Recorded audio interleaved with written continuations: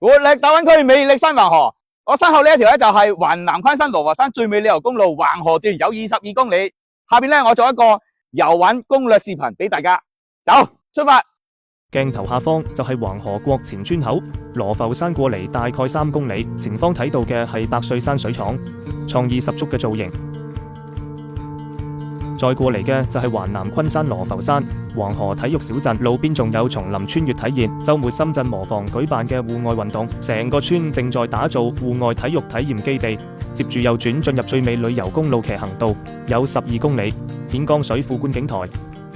羅浮山腳下嘅環河版洱海，洱海邊有各種特色民宿，有大理洱海嘅感覺。而家見到嘅係山魚湖度假民宿，全村第2間有電梯、有泳池嘅度假民宿。湖景大床房，呢間係山魚湖嘅第2間別墅民宿，背靠羅浮山，面向環河版洱海，正對住日出。各位朋友，呢個就係最美旅遊公路嘅騎行道嘅入口啦。嗱，呢度記住，呢度咧機動車係唔准入去嘅。嗱，騎行道就喺嗰度，可以打卡影相。下面跟住無人機鏡頭一齊去欣賞沿途風景，以及打卡途中4個網紅熱站。前面白色嘅屋就係上梁民宿村。接住來到最美 S 灣。轉個彎就到咗第1個驛站鳳缺驛站。各位朋友，呢個就係最美旅遊公路騎行道嘅東坡落士其中一個驛站啦，鳳缺驛站。呢度呢，好多打卡裝置同埋有咖啡飲。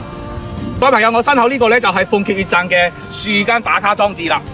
下邊有2個洗手間可以用。晚上呢6點半之後呢度着燈呢，兩燈呢係好靚嘅。繼續往前行，又見到百歲山水廠以及最美旅遊公路，2條路並線而行。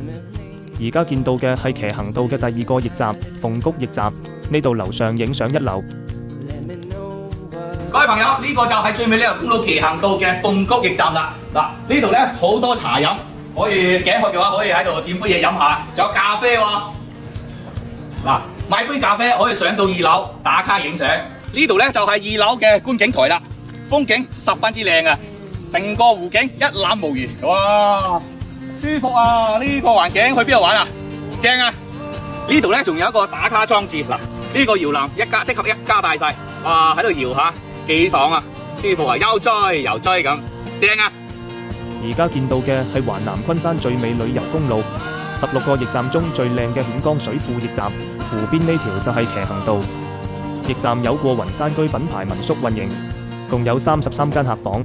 過咗停車場就來到咗另一間湖景民宿，11步射度假民宿，大埔圍小組大草坪，再行2公里就來到咗騎行道嘅終點站上梁民宿村，正在舉辦緊戶外運動會，有水上運動、戶外燒烤、咖啡、多功能玻璃屋。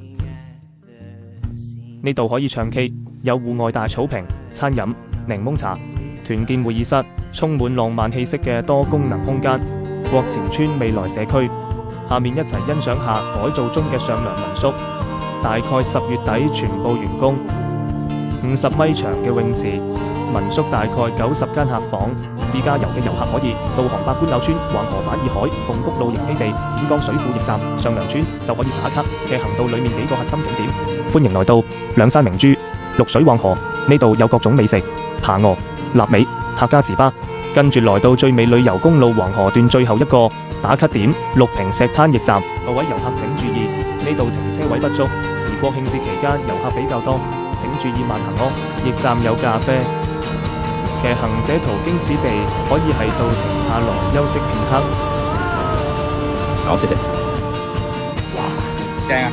再前行60公里左右就到南昆山，國慶中秋歡迎你來帶你環河遊玩。